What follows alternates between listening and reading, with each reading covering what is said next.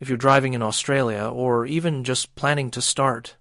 You're going to want to stick around for this because today we're talking about a major game-changing rule coming from the Department of Infrastructure, Transport, Regional Development, Communications, Sport, and the Arts. Yes, the big one that will significantly change the way Australians drive. And it's all set to start rolling out from 2026. This is one of those changes that might seem subtle at first glance. But if you travel on rural roads, regional highways, or even just unsealed roads outside the cities, it's going to directly impact your day-to-day driving experience. So, in this video, we're going to break it all down. What exactly is changing? Why the government is making these changes? How it will affect drivers across the country? And most importantly, what you need to do to prepare right now. So, if you've got your license or if you drive regularly, grab a coffee, sit back, make sure you hit that subscribe button and the notification bell because you won't want to miss this. And let's get right into it. So, what exactly is the rule change? Let's start there because understanding the details is crucial. The department has released a regulatory impact analysis proposing a reduction in the default speed limit on roads outside built-up areas, which means rural, remote, and less populated areas of Australia, all under the national road rules. Currently, on many of these roads, the default speed limit, meaning the speed limit where no signage exists, is 100 kilometers per hour. According to the Australian road rules, that's the speed that most drivers assume is safe if there are no other indicators. But the new proposal is set to lower that default speed limit on these roads, and it also introduces for the first time a specific default speed limit for unsealed roads which currently do not have a defined national limit. So, what this means in practical terms is that drivers traveling through rural and remote areas will likely see lower default speed limits than they're used to, particularly on roads that are unsealed, narrower, or otherwise more hazardous. This isn't just about putting a number on the map. It's about matching the speed limit to the reality of the road conditions. Which brings us to why the government is implementing these changes in the first place. The reasoning behind this move is grounded firmly in safety data. Traveling at 100 kilometers per hour on remote or unsealed roads significantly increases the risk of serious crashes, mainly because these roads are often narrower, poorly maintained, lack posted speed signage, and generally provide less room for error. In fact, the department's statistics reveal that the risk of being killed on a regional or remote road is roughly 11 times higher than on a major city road. That's not a small number. It's a stark reminder of just how much more dangerous driving in rural areas can be.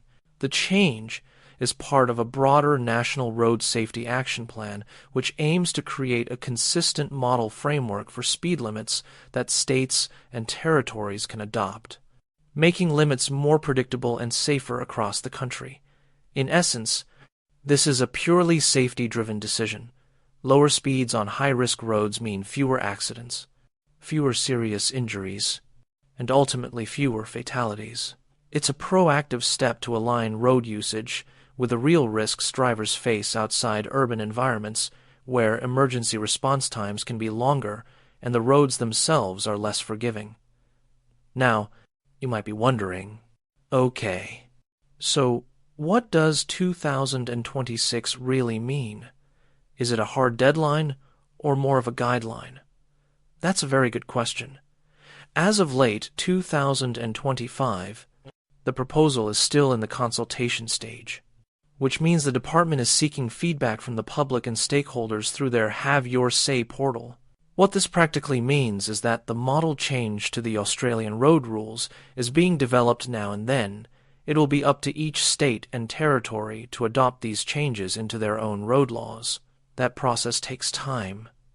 So, while 2026 is the expected starting point, exact implementation may vary from one jurisdiction to another. Some states might start enforcing the new limits earlier, while others may roll them out later. So, for drivers, it's best to view 2026 as the year when this becomes widespread. But stay alert for announcements from your local road authority for the precise dates and signage changes in your area.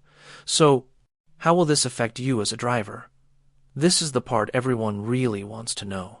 If you regularly drive on rural or unsealed roads, you're going to notice that the posted or default speed limits might now be lower than the familiar 100 km per hour in areas where there previously was no signage. That could mean slightly longer travel times, which is worth planning for if you have regular commutes or regional trips. Unsealed roads will have a specifically defined default limit, which is something drivers aren't used to seeing on these roads today, and it will require a conscious adjustment to driving habits.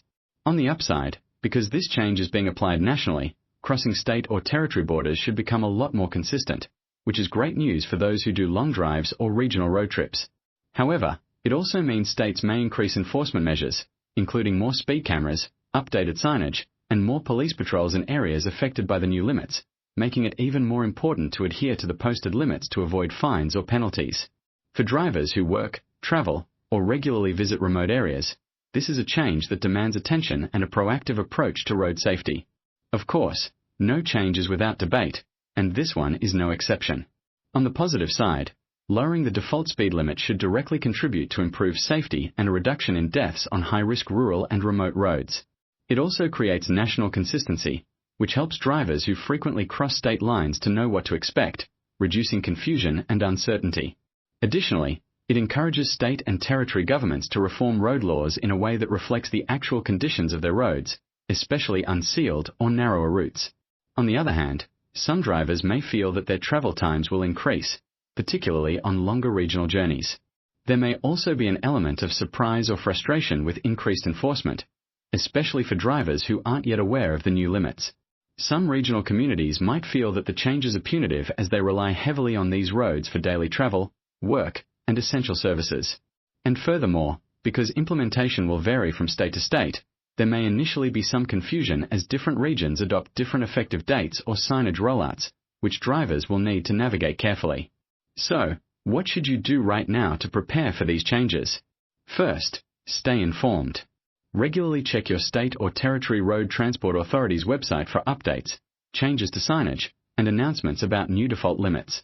Second, be extra alert when driving on remote or unsealed roads.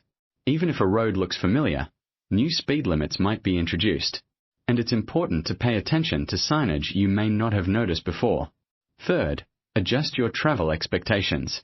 Allow a little extra time for trips that might now be subject to lower speed limits. Fourth, always respect the signage.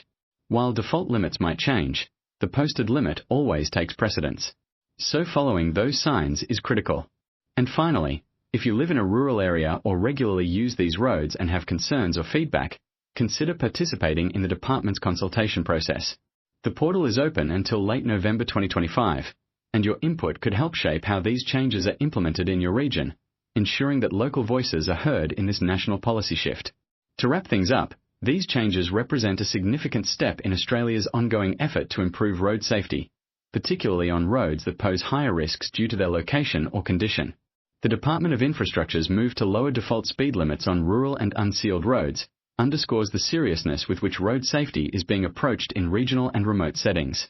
For drivers, this is a reminder that road laws evolve over time, and staying ahead of these changes is the best way to stay safe, avoid fines, and be prepared for what's coming. If you found this video helpful, make sure to give it a thumbs up, hit that subscribe button, and ring the notification bell so you don't miss our future videos covering other important transport and regulation changes. And if you have questions or you live in a regional area and want to discuss how these new speed limits might play out in your state, drop a comment below. I'd love to hear your thoughts, experiences, and questions. Thanks so much for watching.